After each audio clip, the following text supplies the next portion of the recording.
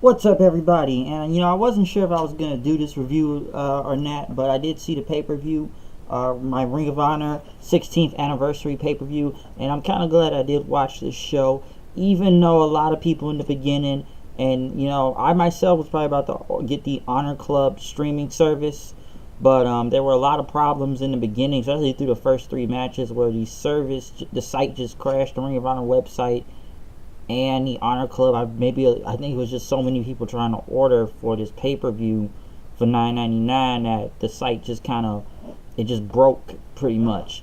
And this was Ring of Honor's, their first major pay per view on their new streaming service they just put up.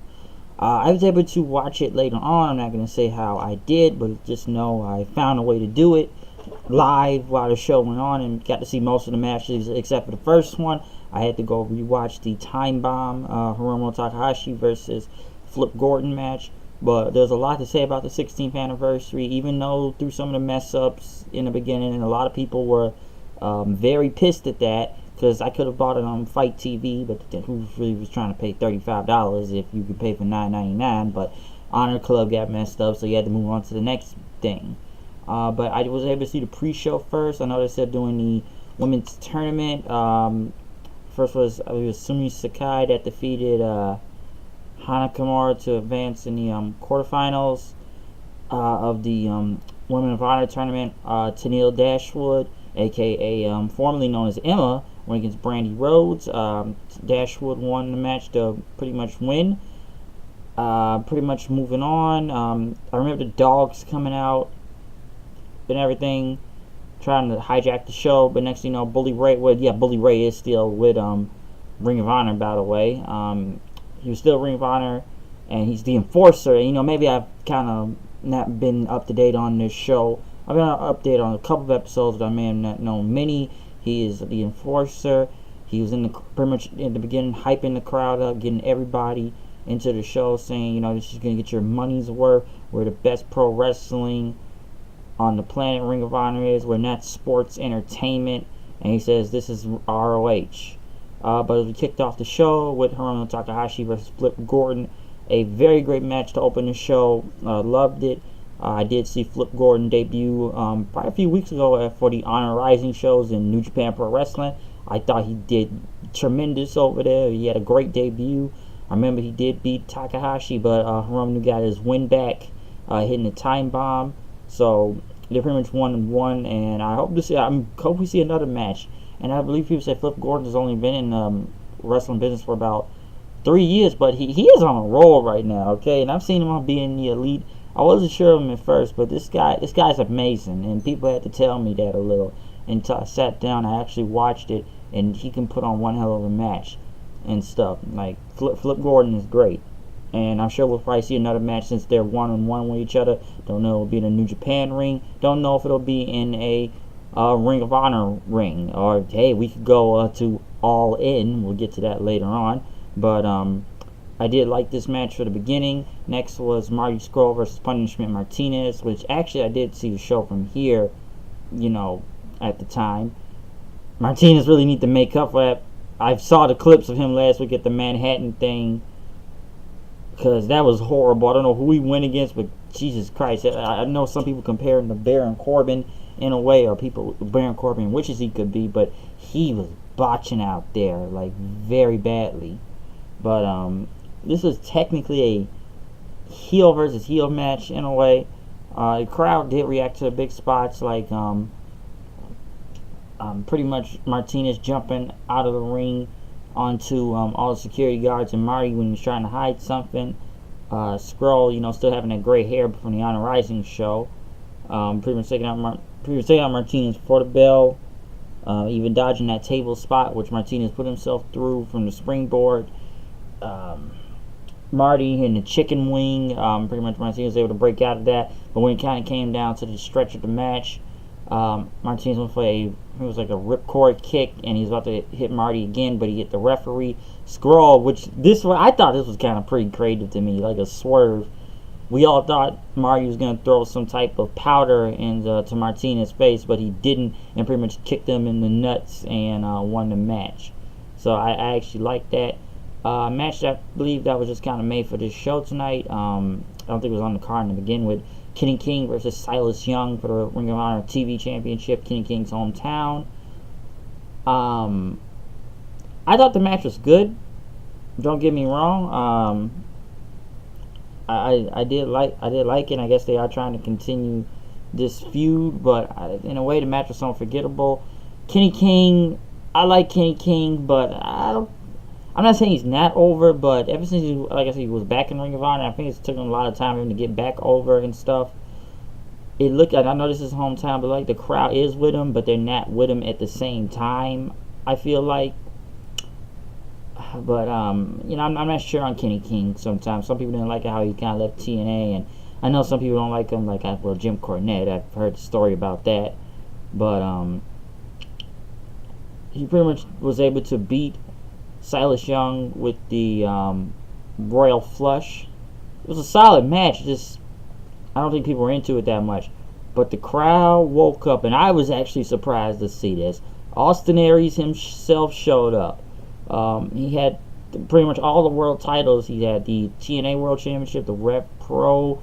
I don't know all the belts Austin Aries has, and I've already seen him with the belts on Impact anyways through the past couple weeks now, ever since he won the TNA World Heavyweight Championship. But Austin Aries was here, and as the crowd went holy shit, he said he is the belt collector, and he's been traveling the globe collecting belts, and now he wants the ROH one, which for a minute I thought he was going to go after the ROH title, but he wants the TV title, he said, since he is the belt collector. As King King looked at him, throughout it, but I guess this will be a match now. But I was very shocked. But people got to remember, Austin Aries is not under contract with any of these companies, and he's kind of made it very clear if you listen to him in multiple interviews, even on the show. Like when I saw him on Impact, like about a couple weeks ago, when he actually came back, and he said he's not even under contract. So I don't know how many belts he's about to have, Austin Aries, but I was very surprised to see him show up out of nowhere. I didn't even think that. I know some people will say, is there going to be a working relationship now with Ring of Honor and Impact? I don't know. I believe TNA personnel knew he was going to be there anyways, because I know people told me this on Twitter last night. They had their not brace for Impact, but it was the Lance Chancery pay-per-view. I was watching the Ring of Honor pay-per-view at the time, so I don't know if that was even, I believe that was probably taped anyways and that, but I was very surprised to see Austin Aries on Ring of Honor. Now, him going for the TV title, let's explain why he wants the title. Kenny King and him have a good match, but I don't know if people are really into it like that. Now, if he just went for the Ring of Honor title against Dalton Castle, I would have been surprised if that happened. Like, crap, how many world titles are you trying to take? I didn't think it would be the TV title, but maybe this can gonna go somewhere. I feel like Aries is gonna take that belt though, whenever this match will be. I think it may be at the Super Card of Honor, if I'm just taking a shot in the dark out there on that.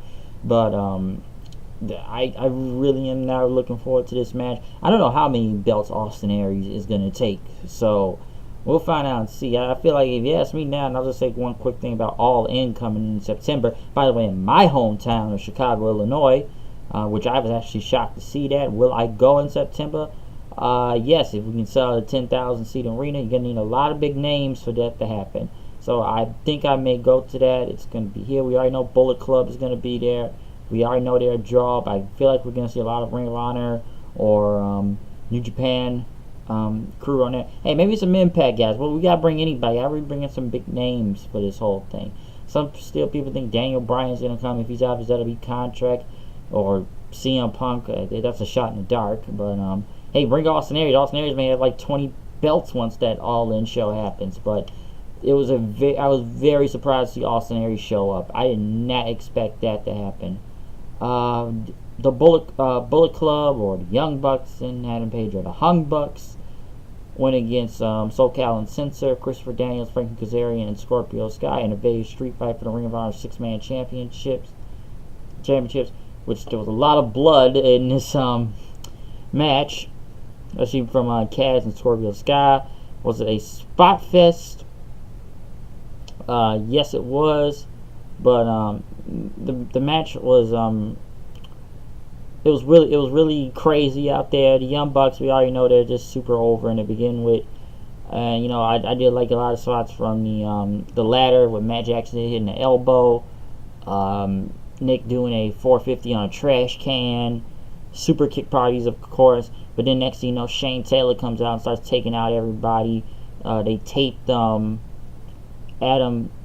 Page's hands to the turnbuckles, and as one of the other Young Bucks, pretty much Kaz and Scorpio hit a Boston Crab and a crossface, I believe, he was choking him, and I guess he got unconscious and tapped out. Matt Jackson, almost like the cease and desist submission move they do, the Young Bucks. So we had a new Ring of Honor 6-man championship. I didn't really expect Shane Taylor to come out, but I guess they paid him or something. Next thing you know, what was next on the card? They still tried to promote that Honor Club, even though it was messing up, and it took them 30 minutes to figure it out, by the way. So that whole Honor Club thing, I believe, was out for a whole hour when the show happened too. Next was Cody Rhodes versus Matt Taven. It was one thing I found strange about Cody's entrance for a minute. He brought out Bury the Bear and Brandy with him, but I was wondering why Cody kind of paused for a second and was looking. To what I hear now, some fan tried to jump the barricade. To what I hear, this was the second or third time that this happened before early in the week. To what I hear, I didn't know this was kind of frequent with Cody. And I'm like, wait, somebody really tried to jump? Because I was wondering why Cody just kind of stared for a minute, and then the crowd kind of, the camera kind of turned a little, and it was some fan trying to jump him. I don't know why fans continue to do this, jump the barricade, and I didn't know this was probably the second time with Cody Rhodes. Unless people are really taking this whole Cody versus Kenny Omega thing seriously, that they want to kick the shit out of Cody now. Unless Cody's that great of a heel, but I don't know, man. I've seen people try to jump in the ring and I don't know, go at wrestlers, which I don't know why they do this stuff. You're gonna hurt yourselves, or even a wrestler could be hurt, because either way, anything could happen. Either if you're a fan, if you get in there and try to do some crazy stuff, the security will stop you, or wrestler will kick the shit out of you. Or it will be the other way around. If some fan is that tough and some trained fighter and can take someone down, then I don't know. But very, very dangerous for some fan to try to jump Cody, and he just had to wait for a second. It didn't signal Brandy and then to come down. But he went against Matt Taven, which as the match went on, it was pretty good. By the way, this was a heel versus heel, but they kind of treated Cody more of a... He looked like he was working as a face in a way at some point, because people actually with Cody and Taven was the heel. But as the match went on, we had a ref bump. The ref was down as Taven took him out. Next thing you know, Vinny Marsaliga and TK O'Ryan came out, and then they held Cody up and kicked him in the nuts. Bully Ray came out and chased him away, but Cody Rhodes had pretty much a cup on him, since he no-sold it and was smart enough to wear a cup. He pretty much hit a crossroads, got the win, but as the big thing happened after this match, Bury the Bear pretty much was in the ring as they all celebrated. He pushed Cody to the ground. Next thing you know, Kenny Omega showed up. He was the man in the mask, in the bear suit. He got a big pop out there, and then he hit Cody with a V-trigger as Omega pretty much was on fire right there. Brandy kept hitting Omega then multiple times. Like, you can hit a girl, you can hit a girl. Next thing you know, Brandy grabbed Kenny and then kissed him, as Omega pretty much looked shocked, and then Omega pretty much celebrated then. But this is kind of the same thing Cody did at the Honor Rising show by kissing Kota Ibushi. So, I don't know, was this going to try to serve a riff in this? Because, yeah, Cody here kissing Ibushi. Now you got Brandy kissing Kenny now in this. But this was big, as, this still moves on into their Supercard of Honor match that's coming soon. Kenny Omega versus Cody Rhodes. So, I guess people are wondering why Kenny Omega wasn't in Japan anyway. Some were putting out, now he wasn't in the New Japan Cup. Well, hey, he's right here. He's got to go against Cody, so he pretty much got the upper hand on him tonight. So we've seen Bury the Bear on,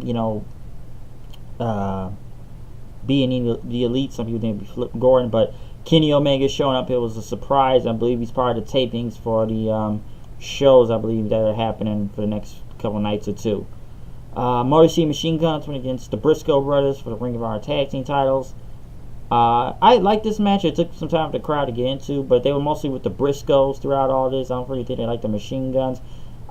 I like Motor City Machine Guns, but haven't really been over. Even when they won the titles, they weren't really that over. Winning his best friends for the tag team titles back in the New York Final Battle. I believe the Motor City Machine Guns are somewhat. I feel like they're bland in a way, and I think people like, even though the Briscoes are heels, people are just glad that they won. The Briscoes won. I believe they are 9-time tag team champions now. So I think people just with the Briscoes just because they like them better than the Motor City Machine Guns. But it was a really good match, I will say that. And as we got into the main event, Dalton Castle versus Jay Lethal for the Ring of Honor Championship, a very great main event. I didn't really think Dalton Castle was kind of losing since it was telling his first I won't say first title defense, but next title defense on one of major pay-per-views.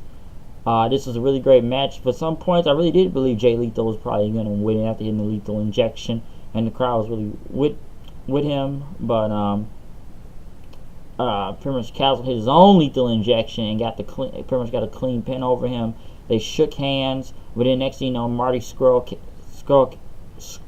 came out. He never get his name right, and pretty much told Castle that he wanted a shot at the Ring of Honor title, which now will take place. If you looked after on their Twitch, I believe, for Ring of Honor, Bully Ray pretty much announced that on April 7th at Supercard of Honor, it will be Dalton Castle versus Marty Scurll for the Ring of Honor Championship. So that's two big show matches we got for the Supercard of Honor.